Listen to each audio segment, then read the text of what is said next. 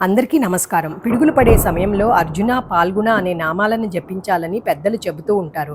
అయితే పిడుగులు పడేటప్పుడు ఈ మంత్రం ఎందుకు, దీని వెనక ఉన్న కథ ఏంటో తెలుసుకుందాము.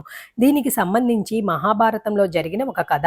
పాండవులు మాయాజూదంలో ఓడిపోయి అరణ్యవాసానికి వెళ్ళడం, అరణ్యవాసం పూర్తయిన తర్వాత విరాటరాజు కొడువులో అజ్ఞాతవాసంలో భాగంగా మారువేషాలలో ఉండడం, ఒక్కొక్కరు ఒక్కొక్క పని చేసుకుంటూ అజ్ఞాతవాసాన్ని గడపటం మనకు తెలిసిందే. ఆ అజ్ఞాతవాసం సమయంలో విరాటరాజు కొలువులో బృహన్నల వేషంలో ఉన్న అర్జునుడు విరాటరాజు కూతురికి నాట్య శిక్షణ ఇచ్చేవాడు.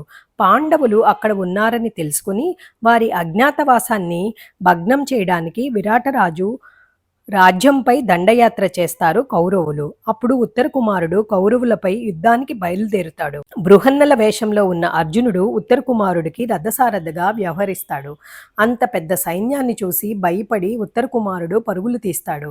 అప్పుడు ఉత్తర కుమారుడికి అర్జునుడు ధైర్యం చెప్పి వీరుడు ఎదురు వెళ్లి పోరాడాలి కానీ పారిపోకూడదు అని చెప్తాడు.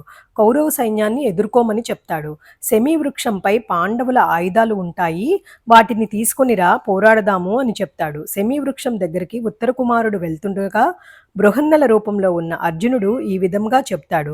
అక్కడ క్రూర మృగాలు, విషప్రాణులు ఉంటాయి, భయం అనిపిస్తే నా నామాలు తలుచుకో అని చెప్తాడు. ఉత్తర కుమారుడు ఆ చెట్టు వద్ద క్రూర ప్రాణులు, విషప్రాణులు కనబడతాయి. అప్పుడు అర్జునుడు చెప్పిన నామాలు తలుచుకోగానే ఆయుధాలు కనబడతాయి.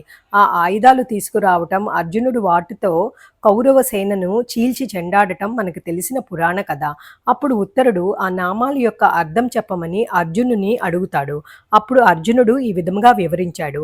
అర్జునుడు అంటే తెల్లవాడు అని, పాల్గుణ అంటే పాల్గుణ నక్షత్రంలో పాల్గుణ మాసంలో పుట్టినవాడు అని, పృథ అంటే కుంతి పూర్వనామమని, పృథ కుమారుడు కనుక పార్దు అని పిలువబడ్డాడని, కిరీటి అంటే కీర్తి కలవాడని, శ్వేతవాహనుడు అంటే తెల్ల గుర్రాల రథం కలిగినవాడని, బీభత్సుడు అతడు యుద్ధం చేసే తీరు బీభత్సంగా ఉంటుంది కాబట్టి బీభత్సుడు అని, విజయుడు విజయం ఎప్పుడూ వరిస్తుంది కాబట్టి విజయుడు అని, కృష్ణుడు ఆకర్షణీయంగా ఉంటాడని అతడి తండ్రి పిలిచేవాడని, సవ్యసాచి రెండు చేతులతో బాణాలు వేయగలడు కాబట్టి, ధనంజయ ధనం మీద మోజు లేదు కాబట్టి ఈ విధంగా వివరించాడు.